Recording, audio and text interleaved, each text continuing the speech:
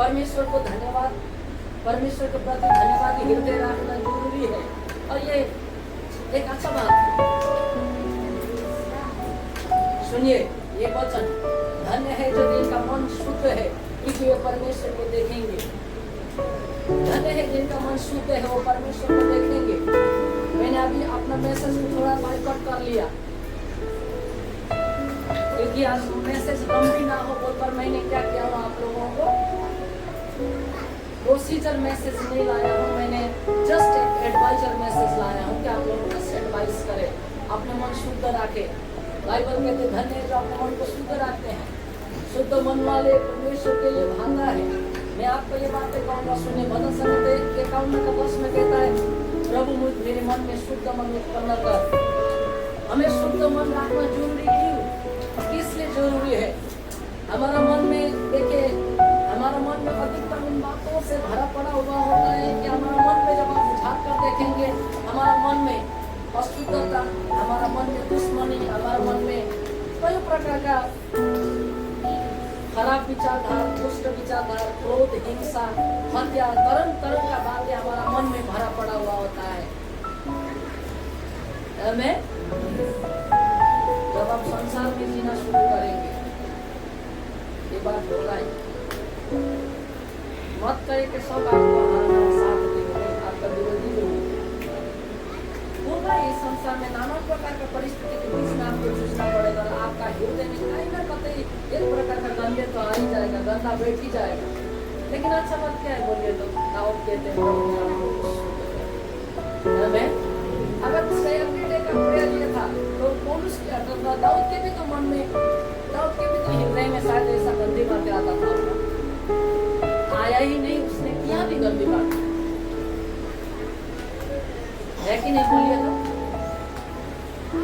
Exact वैसा ही जैसा उसका मन में है वैसे हमारा मन में नहीं भी आ सकता। हमारा मन में बुरा विचार, दुष्ट विचार, क्रोध, हिंसा, हत्या, नाना प्रकार का खराब प्रकार का बदनामी, बेईमानी, दुश्मनी, हर प्रकार की बातें आ सकता है, आता भी है। संभवतः आपको मैंने कहा, लेकिन इसके बावजूद भी आपको ये बातें रखना जरूरी है मन में कि मुझे अपने मन को शुद्धता में रखना है। और दाऊद कहते हैं कि प्रभु मेरा मन को शुद्ध कर। आमीन। एवरी टाइम आप किसी को देखेंगे जो आपका विरोधी है, आपका मन में अशुद्धता आता है। ये ऑटोमेटिक सबका जीवन में है, हमारा पास भावना में जुड़ा हुआ बात हम इनके इनकार नहीं कर सकते हैं। आमीन। लेकिन अच्छा बात यह है कि हमें शुद्ध मन रखना जरूरी है। क्यों? बाइबल कहती है कि अधिक से अधिक तुम अपने मन को या अपने हृदय को सुरक्षित रख। क्यों? आपको मैं बताऊंगा। शुद्ध मन वाले के मन में प्रभु का वचन जब प्रस्तुत किया जाता है, परमेश्वर का वचन उनके हृदय में जाकर वास करता है। आमीन। आपका मन शुद्ध है, आपका मन साफ है, और मैं आपको वचन प्रस्तुति करूं और मैं आपको वचन शेयर करूं, वो वचन आपके अंदर में जाकर वास करता है। और आपको पता है वचन आपके हृदय में वास हुआ तो क्या होगा? आपका आत्मा, प्राण और शरीर शुद्धता में लेकर आता है। बाइबल कहती है कि तुम्हारा वचन मुझे नहलाता है, मुझे धोता है और मुझे पवित्र करता है बोलकर परमेश्वर का वचन हमें धोता है, हमें साफ करता है।